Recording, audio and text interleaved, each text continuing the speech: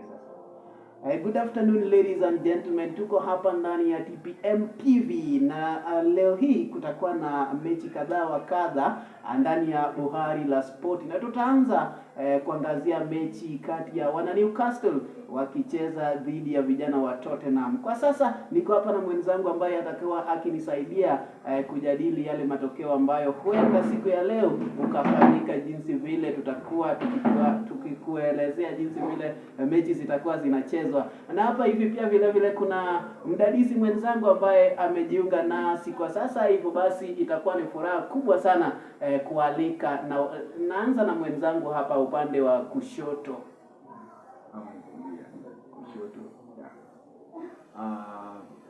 This tricky, but I think Tottenham will emerge victorious. Hiyo kaona endelea weka kijiji. Okay, na mwenzangu Marco Wina, wewe unasemaje kuhusiana na hilo mechi baina ya Tottenham wakicheza dhidi ya Newcastle? Hiyo mechi ya Tottenham hawatakubali kulose tena. Kumbuka wamelose tu ina row. Walipoteza mechi yao wakicheza na Man U, vile vile wakicheza na Man City. Sasa haitakuwa rahisi.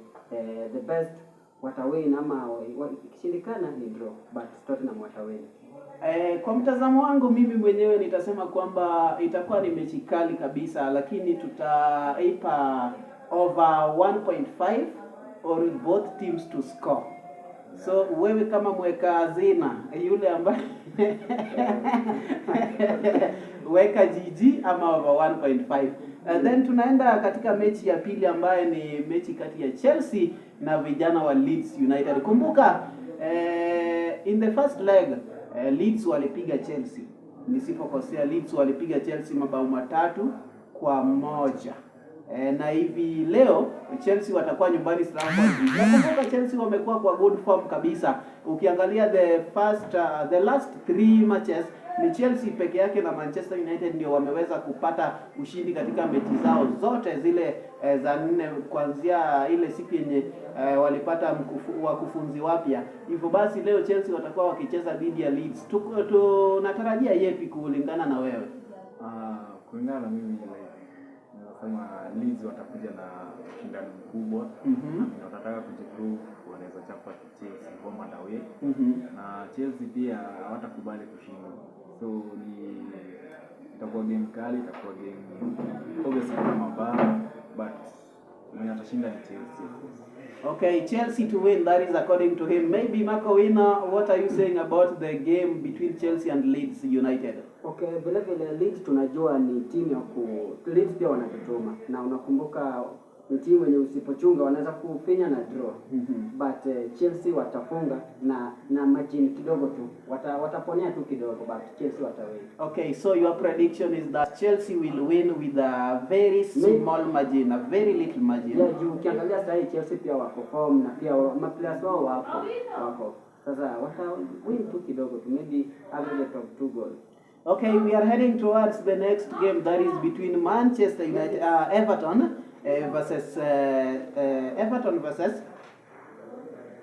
versus Bournemouth. This will be a very hard game. Yeah, it's going to be a really hard game. Everton walishinda game yao ya mwisho. Yeah. That was 2-1 against which team was that? But they won 2-1. Yeah. It was Fulham. Right? Yeah, it was against Fulham. They were at home. So, but I think Bournemouth will come with some extra muscle. I mean, they have signed some few players after Semenyo left. So, I think itakuwa tight game, but naona ikiisha draw again. So huenda ikaisha draw. With me, I go for GG because the last weekend Bournemouth drew with Aston Villa, and then Everton won against Fulham, and both teams will score. So it is either draw or both teams to score. Then the next game, Manchester United versus West Ham. That will be one of decisive games, because if Chelsea wins, Manchester United fails to win, Chelsea will be will be at the 4th position, while Manchester United will come back to the 5th position. So what is your suggestion? Remember, Manchester United have not lost any of the games since Carrick took over as the interim coach for the Manchester United side. Yeah, so I think Carrick atakuwa anataka ku prove like he's the best coach, the right guy for the job at Manchester United. I mean, concerning they've won 4 games in a row and they'll be seeking to win the 5th one. This is against West Ham and they are away. West Ham have not been looking so good, I mean, in terms of away form, wakilaga. But at home, wako sawa. At home they step up a little bit and competition unakuwa juu, but I think the game will end in a draw, maybe 2-2 or 1-1. Okay, Marco Wina, one of the most Marco Wina is a Manchester United fan, so let's hear from him. Okay, ukweli usemwe. Manchester United sahi wako in a winning streak. And remember since 2026 hawajaipoteza game. Nakumbuka West Ham wenyewe wako na points 20 na wako number 18. Yes. Yeah, so if you look at that range na Man City wako number 4. Na ukiangalia pia wako form. So ukweli ni Man U watashinda hiyo game. Juu hata ukiangalia kama wenye wanawekeleanga maru, ukiangalia hapo utapata Man U wako na odd 4, draw wako na 4, then I mean West Ham wako na 4, then draw pia 4, then Man U wako na odd 1. So during speaking, Man U watashinda hiyo game na not less than 3 goals. Ni 3 goals hapo juu ukiangalia wako form na pia hawezi win Man City wapige Arsenal then wakuja wakicheza. Na kumbuka leo pia yule jamaa atakuwa ananyoa. Sawa. That's my take. Game itatoka 3-0. Kumbuka itakuwa ni one of the most amazing games.